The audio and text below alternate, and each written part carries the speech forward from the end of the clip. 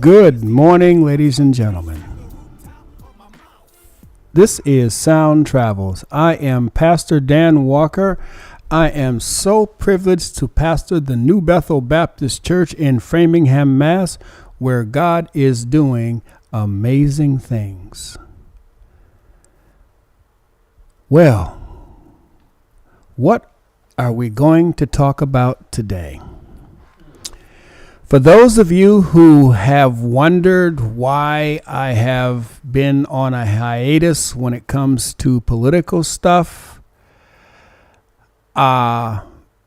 keep wondering, because we're going to be doing Bible today as well. But I do have some questions to ask you concerning church and, why you're actually attending. We started last... I don't know if we got to the crux of the matter last week with our guest. The question was, why aren't men coming to church? Why don't men attend church? And if they are attending church, how active are they in the church that they're attending? And do you think that the current church would be better if more men would attend and be more active? If you go to the average church in today's society and in today's world, you will find a lot of women. I think the ratio is like 2/3 to 1/3 right now. I'm looking at my engineer to see if that's a legitimate marking, because he has a church as well. 2/3 to 1/3 in your church, female to male? Okay. He said okay.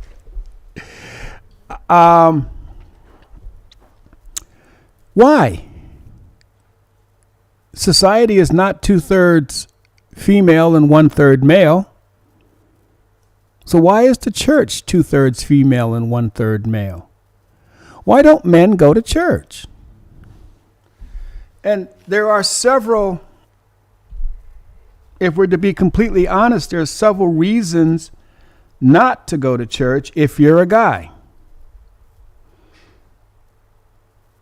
And maybe we'll talk about those. But excuse me. I know. Sorry to keep me up. It's the first time I've talked in a while. So, what is somebody texted me? Yes. I hate when that happens. First thing this morning, I got a text, yes. So I'm going to text them back, okay. Because I don't know who they are or what they're saying yes to or anything. So I don't have a clue. It's just a number, and I don't have time to call it right now because I'm on the air. I forgot to give my mother a call to see if she's going to join us this morning. Maybe I should do that while we're live. There are things you can get away with in this audience that you can't get away with in others because, we are flying by the seat of our pants in a lot of situations. Why aren't men coming to church? Or am I wrong? And men do come to church. Obviously, a lot of the churches that I deal with are, have male pastors. And is that an issue? Can a man attend a church with a female pastor? If I were Jesse, I think it's Duplantis. Is that his last name? Yes. If I were Jesse Duplantis, I would say no. That not only can a man should not attend a church where there's a female pastor, a man should not sit under female authority. So that in and of itself could be an issue. I'm looking right now to see if my broadcast is... Are you doing the internet now? I'm trying to get it to you. Okay, good. So I can see the comments as they come in. One of the issues, I'm not ignoring people when you text in during the broadcast. It's just that sometimes I can't see it when it's happening. Ooh, wow. That's interesting. I'm looking for it now. I don't see it just yet. Video. I don't see the request. Okay. Well, when you get it, I should have it.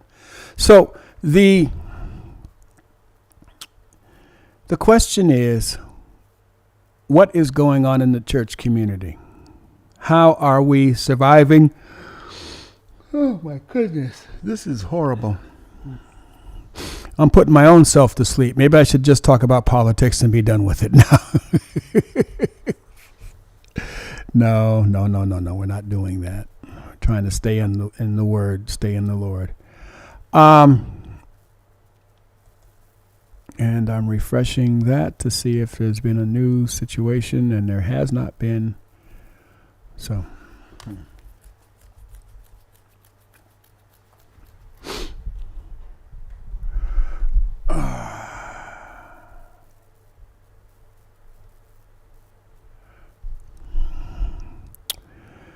Why don't men attend church? I don't know.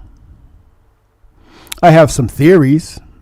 I have some surmises. I have some thought processes concerning that. Men go where they feel empowered. And in a lot of church situations, men do not feel empowered. Men go where they feel, where they can feel needed, wanted. Some men go places where they know that they're large and in charge. There's a syndrome out there that I've heard tell of where doctors don't spend a lot of time at home, because at home they're not special. They're just the dad or the husband. But at the hospital, they're the doctor, and everybody's calling on them to do stuff. They feel needed and wanted. Is that why they don't go to church? Is that part of the church phenomenon? Is that does that? Oh, here we go. Finally. Thank you. I'll open this up so I can see it. Men go where they feel empowered. Oh my goodness. And in a lot of church situations, men do not feel empowered. There we go. So at least I know I'm sounding good. So now how do I close this? Oh my goodness.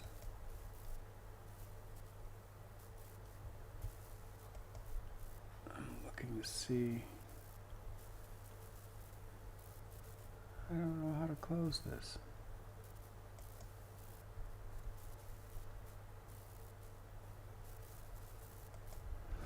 So, what's it going to take to get men in church? Let's try this. There we go. What's it going to take to get men in church? We got 3 people watching. Cool. We'll get more in a few minutes. Where do I see the comments? I don't see the comments. Eric is the only person who commented. What's he say? Just greeting you. Good morning. Good morning. So, Eric, why don't men come to church? That is the question that we're trying to get to the bottom of. There, okay, I can see it on my cell phone for some reason. I don't see it on my screen. It's always something. Live TV, folks. Anything can happen, and usually does. Pastor,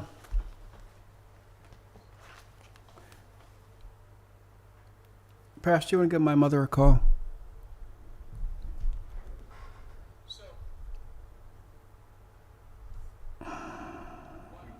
Yeah, I got to keep talking. Type in mom.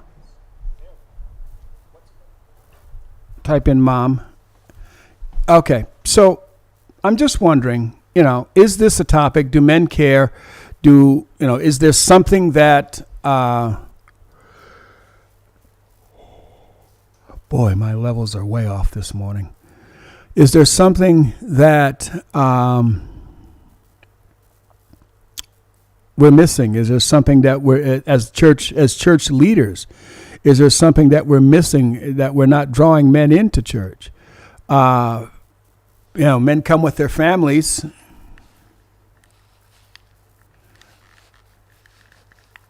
So if a man has a family and he brings his family, then he's giving a perfect example for the next generation.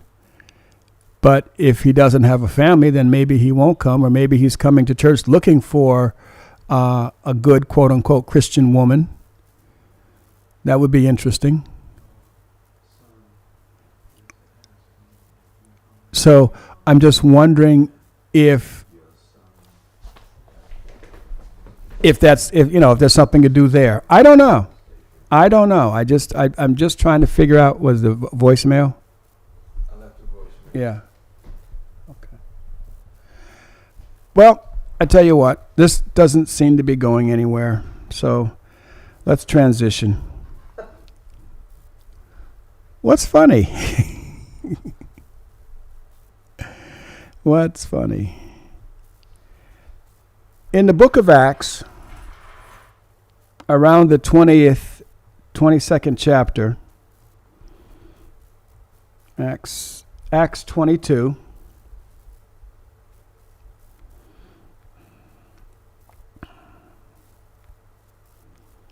we find that Paul,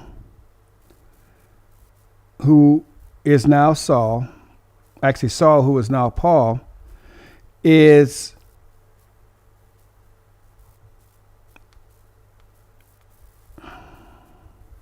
about to make his defense. He's been arrested and he's been beat, which is not lawful.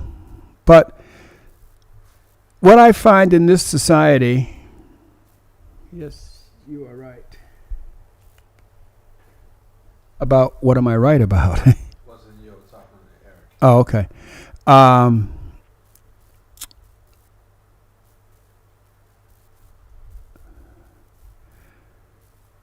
Brethren and fathers, hear my defense before you now.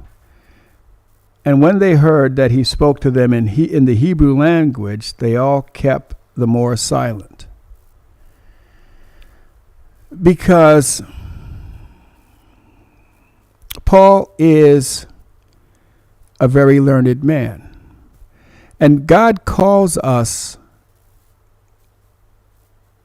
when God calls us, he doesn't change our skill set. He merely changes our direction and our focus. The skills that we have, we bring to the fore. In other words, when I got saved, I didn't become a painter. I fancied myself dabbling in the art world back in the 70s like everybody else trying to find themselves. So I painted several pictures, and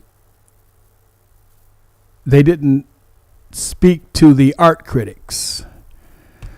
I guess there's painting and there's just putting paint on a canvas. And I couldn't tell the difference between what I had done and what everybody else had done, but theirs was rated higher than mine. Oh, maybe you want to comment on the question. Oh yeah, Acts chapter 22. For what we're going to study today. But the question I did have for you is, why don't men come to church? That's going to be a question for a while, because I think we need to find out. As pastors, I need to know why men don't come to church, because we want men to come to church. If fathers can bring their families, they will have a stronger family. It's one thing for the mother to bring the children, but it's infinitely better when the father does. When the father brings his wife and the children, that is a strong marriage. When the husband decides to sit home and watch whatever sporting event is on TV, and the mother brings the children to church, it's not a break for her. It's a break for him. He gets the house to himself for 2 hours. But is that really helping the family? Ask him to call in. I'm sure he has some opinions on this. Why don't men come to church?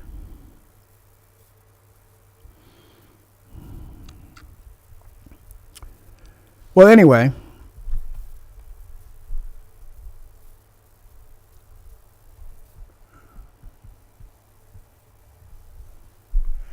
well, blessings on you, my brother. Why don't you give us a call?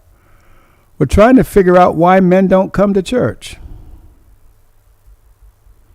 What would the church have to do to attract men?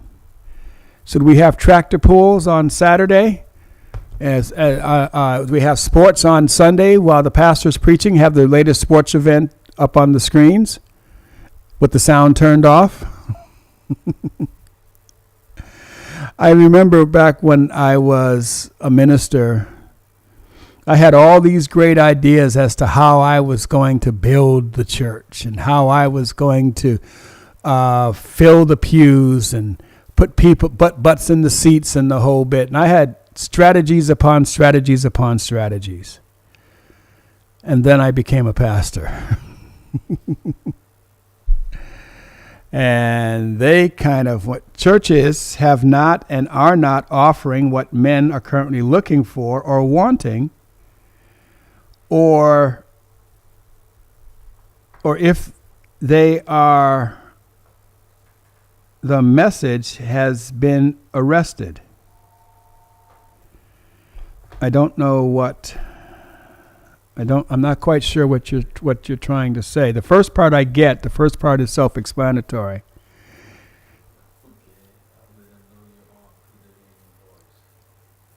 Okay. Good morning, caller. You're on the air.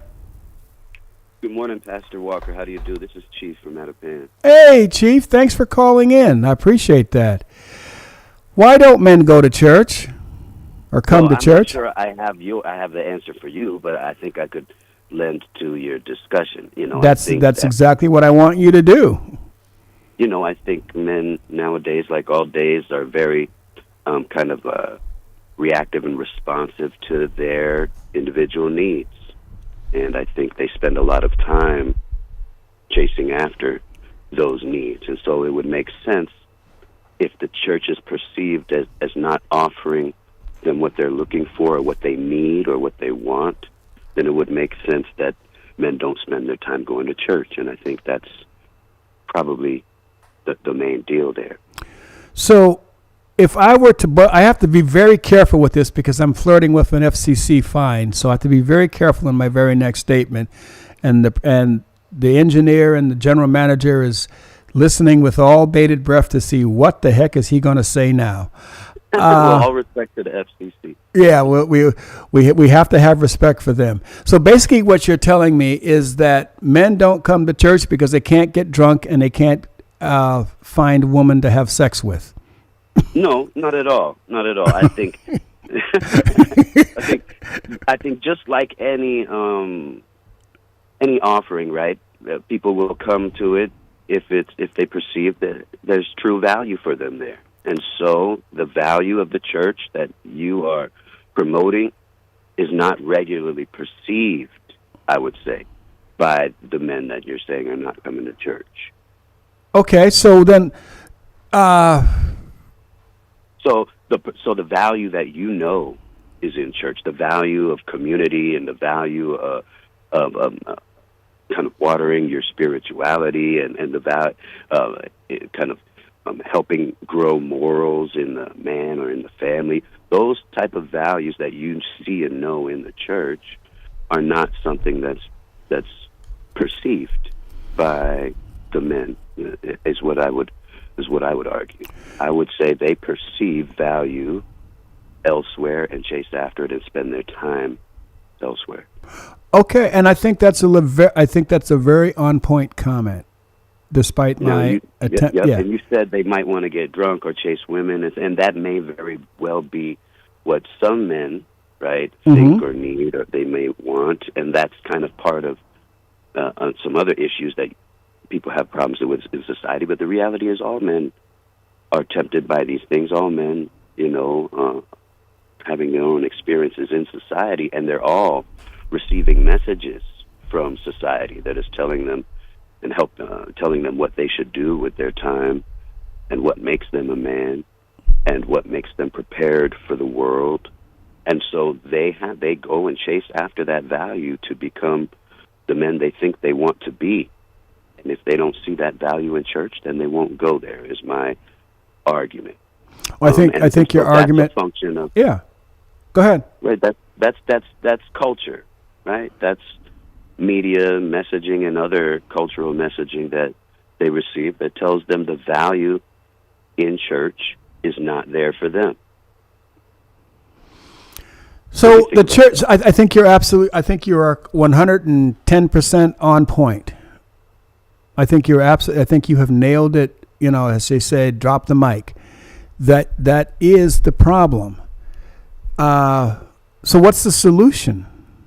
Well, I think as men get older and as men find themselves having real traditional responsibilities, then they will gravitate towards the traditional values that church and other things can offer. So if they have a child, do they want to have the child baptized? What type of upbringing do they want for the child? What type of friends and circles do they want for their child? And do they want them to be educated on this and that? Do they have a wife? Are they looking for a woman? Do they have a small family? Do they have to do birthdays and these other kind of, not birthdays, but we think of church, we do social functions at church. From baby right all the way to funeral at death. The church serves functions for community.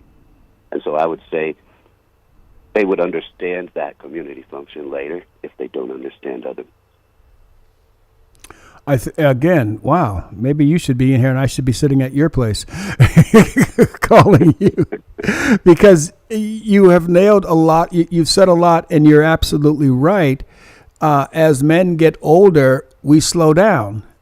And when we slow down, some of us stop because we have found what we're looking for. And if we're looking for a wife, is the church the best place to go for a man to find a wife? And build a family, right? And build a family. You're looking to build a family. Right. You're looking to be part of a community, right? Right. Is the church the best place to go for that? If not, why not? And then, are there good, quote-unquote, Christian women, and what does that mean? If I'm looking for a Lamborghini, I am not going to go to the Fiat dealership. Because if there's a Lamborghini in the Fiat dealership, I wouldn't buy it. Well, yes, because I would be careful acting like the church is some type of marketplace for women. I don't think it is that, and I don't think it may serve that function for some men, but I don't think that's primarily right what it is. And what do you think the church should be? First of all, let's start there, because you've hit a lot of you have hit a lot of things, and I've deliberately not asked you about your own status because I don't want that to color I don't want the audience to hear a coloration. I think your points that you say are. I'll help you out. I'll help you out there. I'm really just an old-fashioned Pan-Africanist type of guy, Pastor Walker. So what I see and understand is the functions that religion and spirituality has for communities and families. And you can look at it as I see it, starting at the smallest microcosm would be an African village with a spiritual leader healer. And this grows into a religious congregation that the community still goes to for all those religious healing things and more. And so I see the relationship that a quote-unquote church has with their communities similar to that of the historical medicine man, healer, spiritualist in a village serving those roles, if that makes any sense. It makes perfect sense. These also used to be the people that would advise young couples how they would come together and start a family and so on. So there needs to be a sense of commonality with men in the church.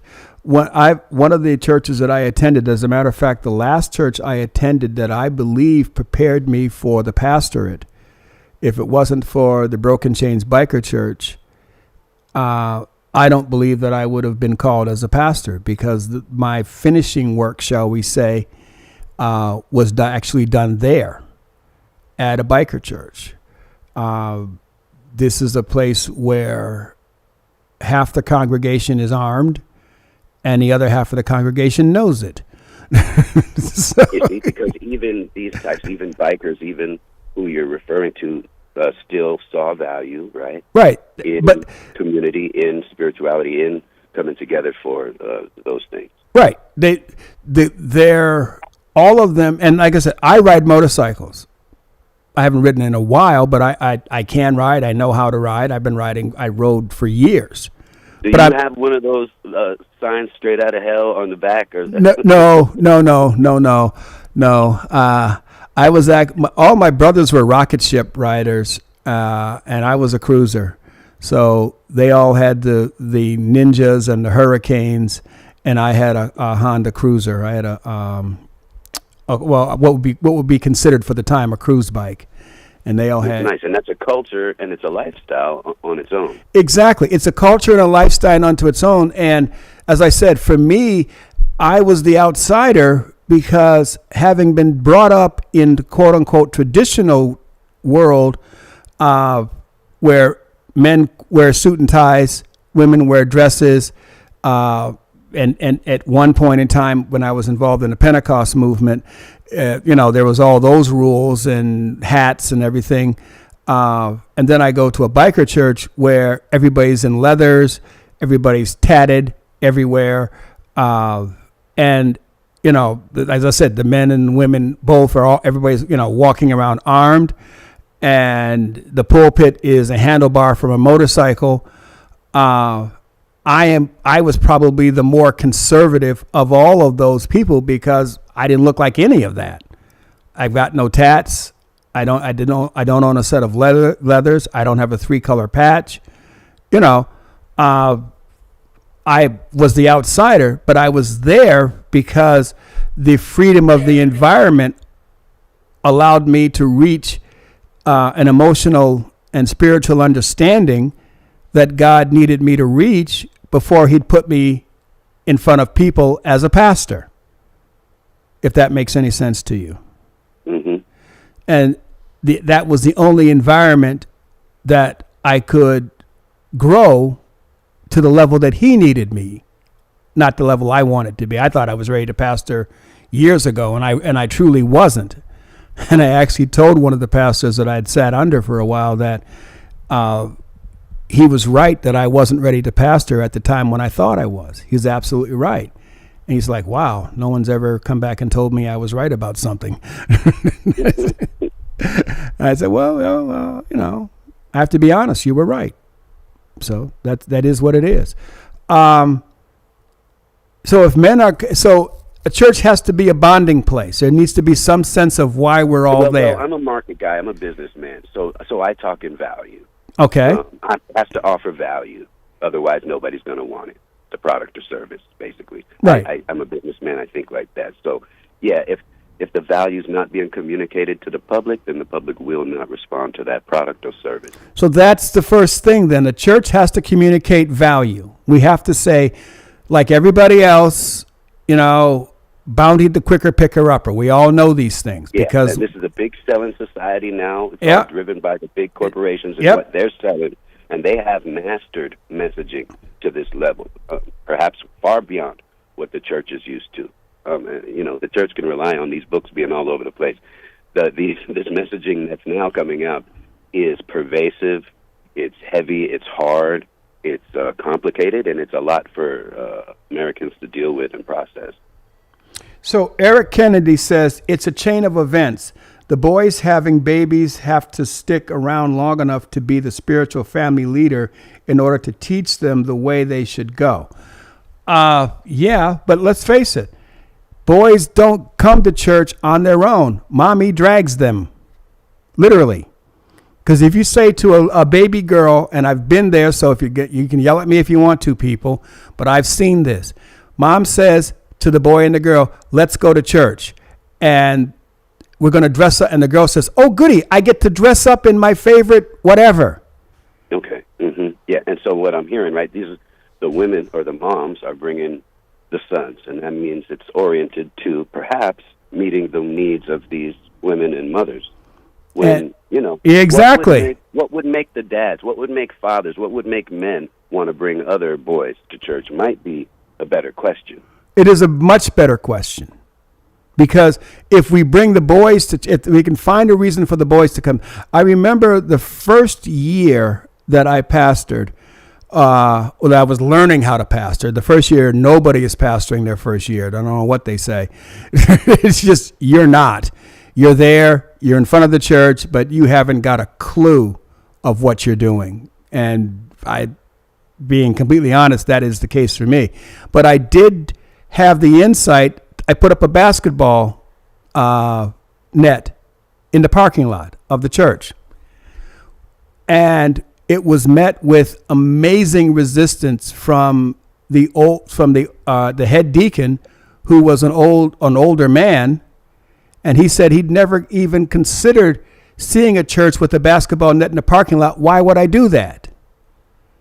This is your first decision, and this is ridiculous. However, one day, thank you, Jesus, after service, the teenage boys that had showed up came out, and they're all in their Sunday best, and some of them had the fathers with them, and they were shooting hoops in the parking lot. And I immediately went in and got him and had him come and stand and look. I said, do you see? What do you see? And he did not get it. Okay? They sat through church. They did whatever they did. They sat through church, and as soon as they got outside, they started shooting hoops. Yeah. So I knew that would draw the men. I knew that. And it would draw the boys. If the boys are there, the men are there, someone's going to do a quick one-on-one. It's just what we do. And if somebody's doing a one-on-one, we can divide up. We got teams, and we're going to have a good time for the next 15 or 20 minutes. And I think that's necessary. There needs to be something that the men and boys can do at church where they have a good time. Well, it should also, right, it should offer the value that there'll be an increased person, an increased boy or an increased man. And I think, right, that's why men and boys go and chase after other things to become more like that. And so what is the offer from church? What type of man would a boy turn into in church? And what is that messaging when the boy can look outside his house and see all types of other pathways to become different type of men? I would argue that. And I would also say I think we're in a cyclical time when we're coming from some extreme individualism in the overall kind of culture, right, and overall zeitgeist. And what does this mean? It just means some of these things kind of are attended to less, like church. Do me a favor. Explain zeitgeist. Zeitgeist is German. Zeit is, I think, time, and Geist is ghost. So it's the spirit of the age. Okay. I know what it means, but other people don't. So I wanted you to explain to other people, because when you said zeitgeist, you lost some people because they didn't know what that meant. Yeah, right. So the spirit of the age kind of says that people are more apt or less apt to do this or that. There's a fascinating book being circulated right now. It's called The Fourth Turning. The fourth Turning, and it was written in the 90s, and it's about these ages that America goes through, and it breaks the ages down into a seculum, which is 80-year periods with like 20, 25-year parts there. And so it's very fascinating because it's saying that we're in actually one of these crisis ages where these type of things are expected, but the following 20, 30 years would be this high period where you would experience more people coming into churches and seeking their spirituality and other things. So I would argue we're also in a time that demands people pay less attention to those things. And A crisis period. I get it. And I remember when the planes hit the tower, church was packed that Sunday.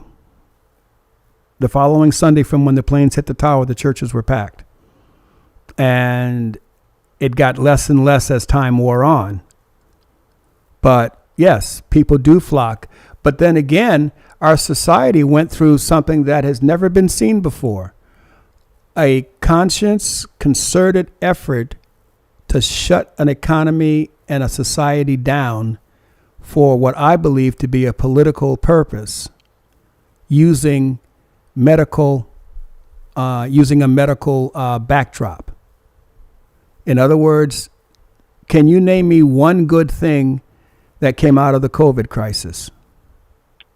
Well, Pastor Walker, I'm sure you know, there's always going to be some good coming from any bad, and kind of vice versa. So I wouldn't, I'm sure there are good things that came from COVID-19.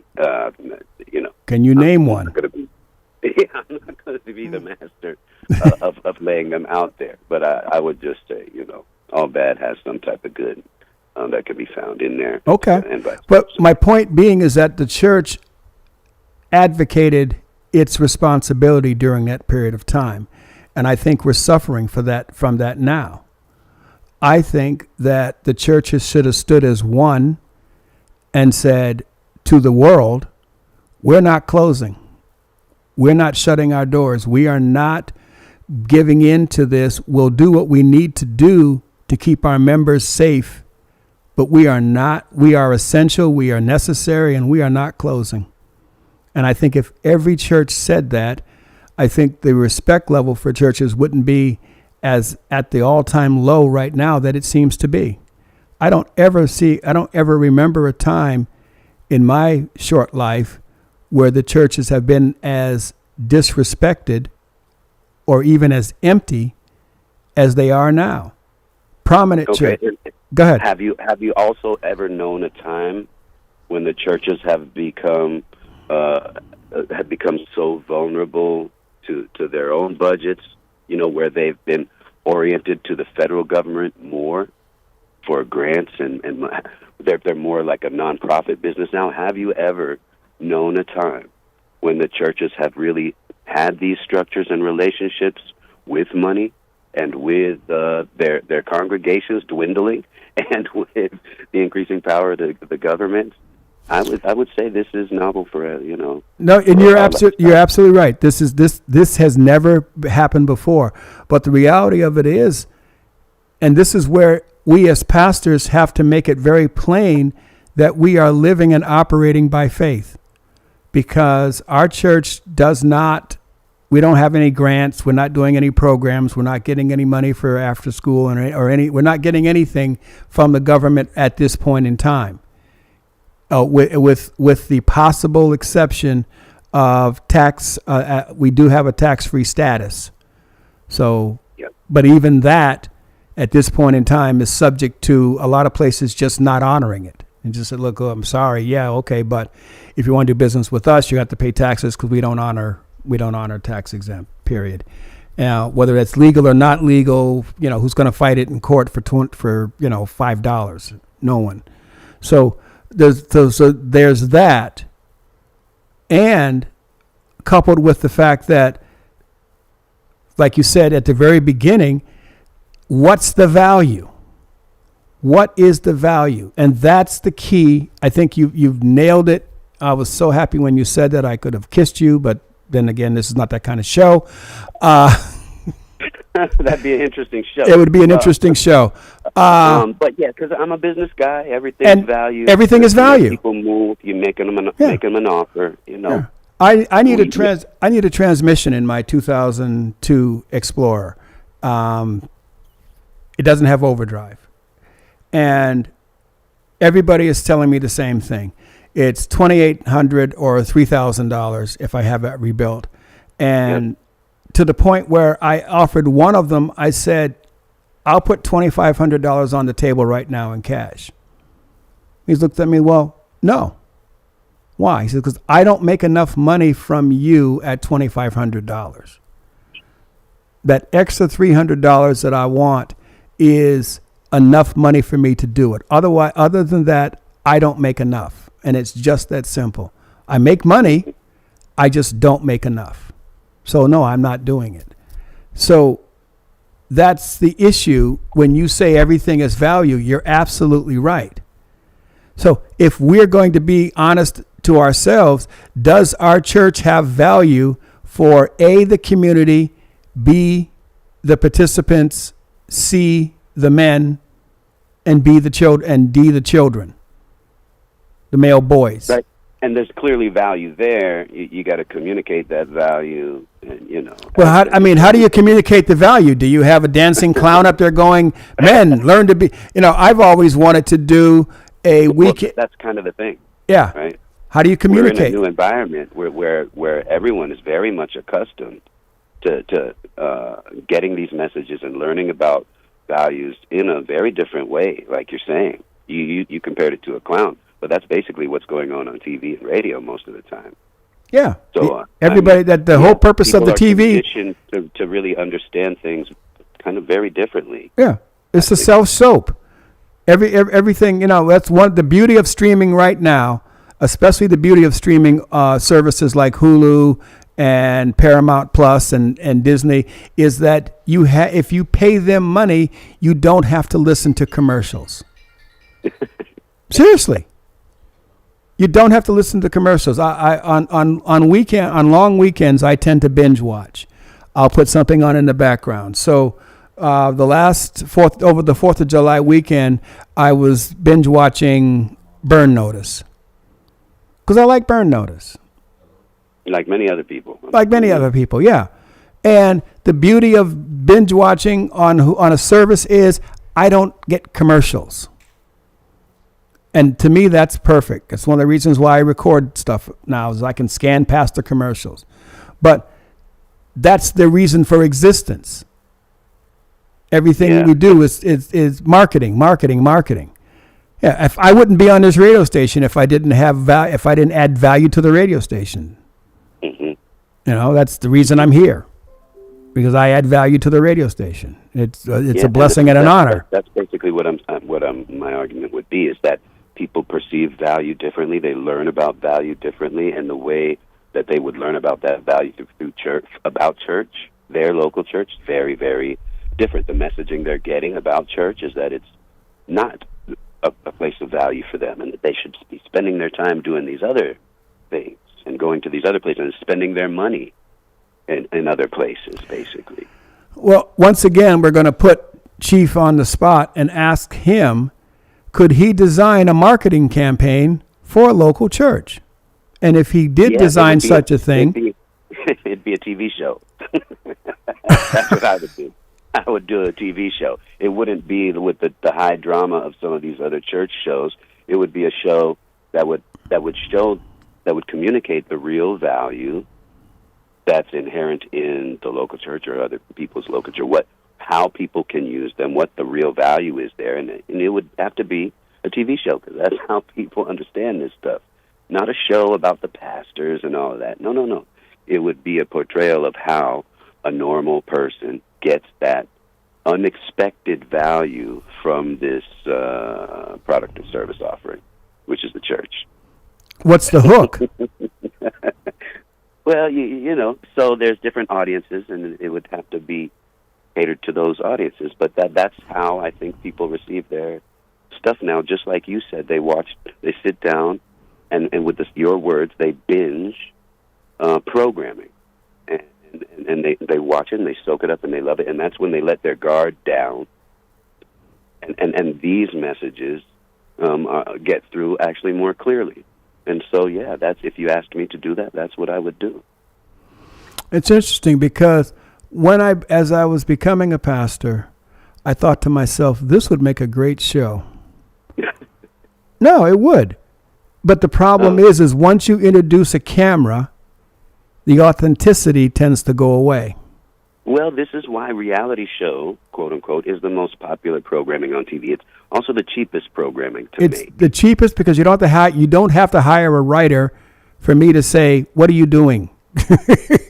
So where is the reality show that shows a person that is relatable to an audience and the value that that person may get from interactions with a church or with going after, with exploring their spirituality, using the church for those things? And that without a hook, a scandal, a deep, dark secret. No, seriously. The first episode would be graphic sex, right? Right. The first episode, yeah. Okay.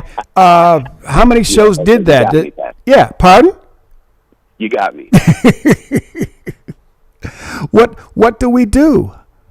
It is a bona fide concern. Our church has a monthly budget of X amount of dollars. And the landlord doesn't care what I'm preaching. The landlord doesn't care how I'm living. All the landlord cares about is their building is paid for every month and it's not in the news for anything nefarious. That's it. Those are understandable needs for a businessman, landlord, I would imagine. Yeah, that's all they care about.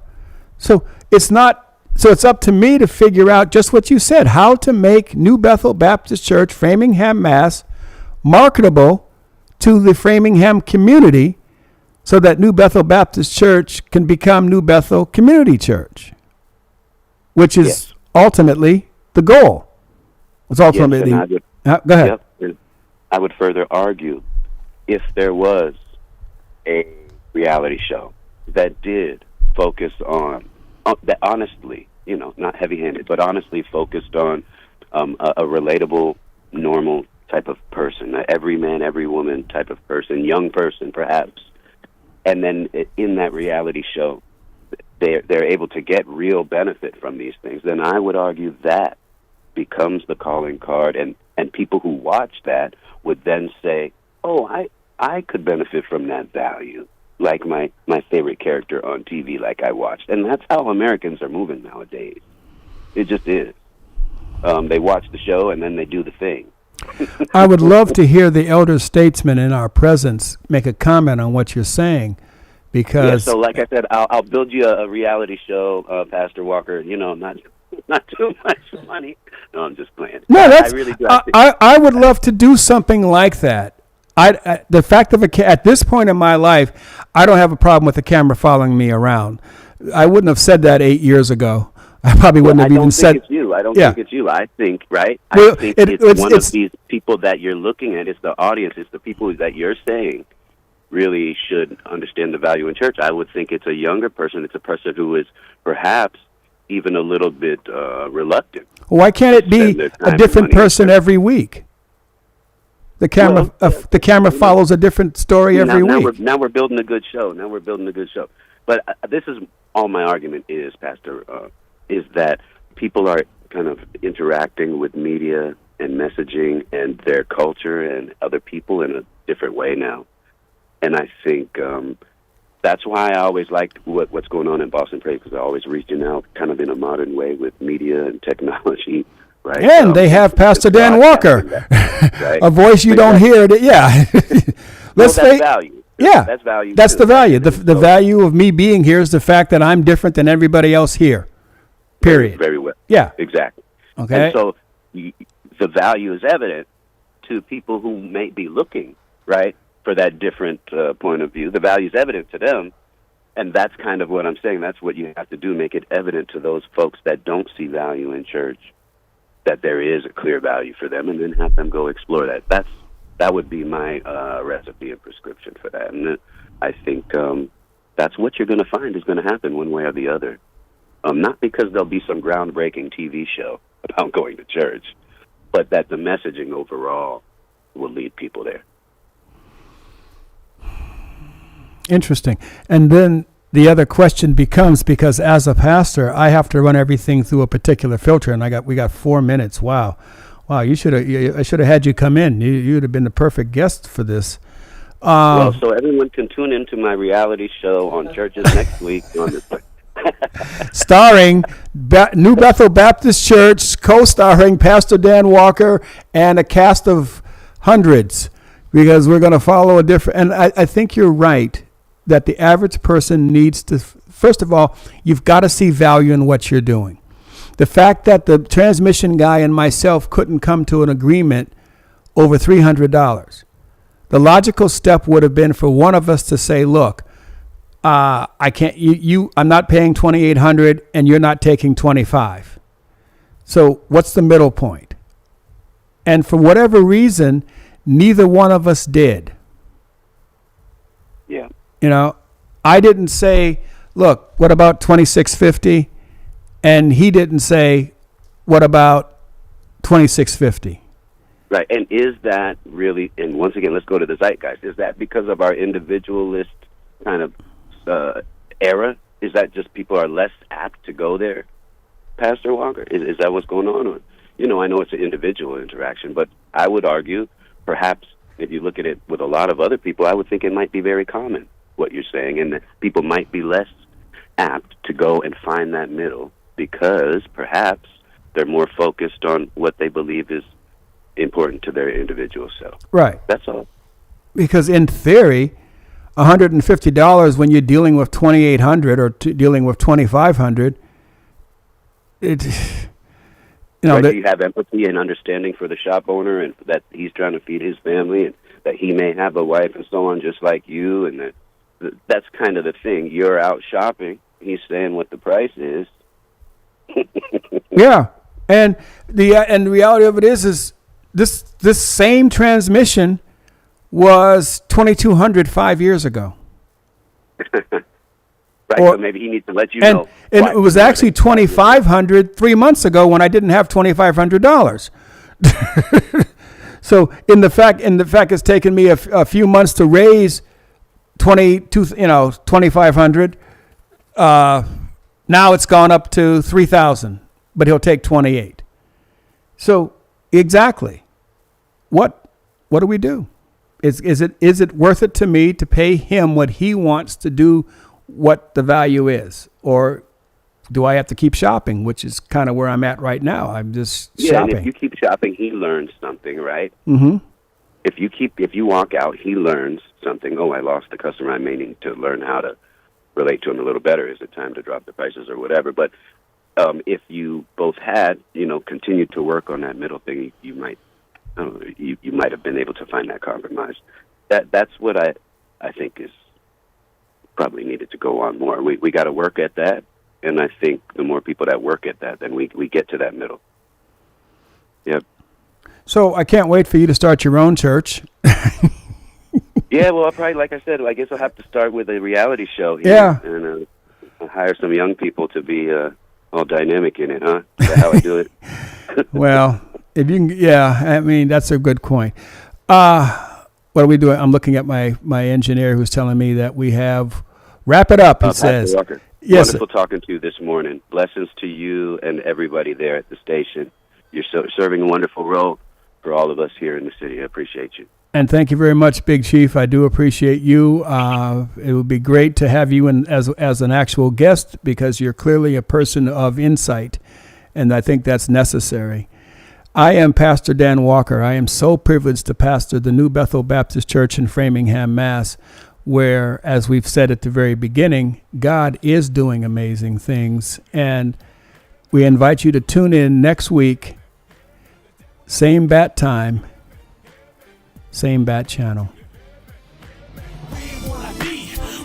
To hell as my spirit leaves my body, as my soul begins to yell, my tongue cleaves to the rooftop of my mouth.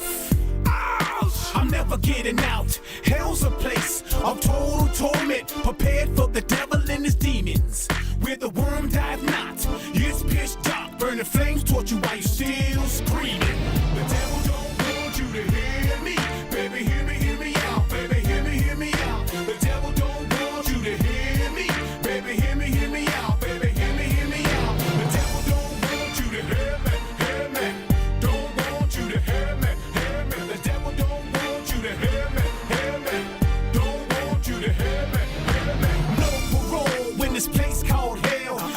Inferno, prison cell, no TV, no lunch to eat, no weight rooms, No such thing as sleep. Total torment, forever in a day. No time for a party. You're too busy screaming, I'm sorry. Oh my God, why me?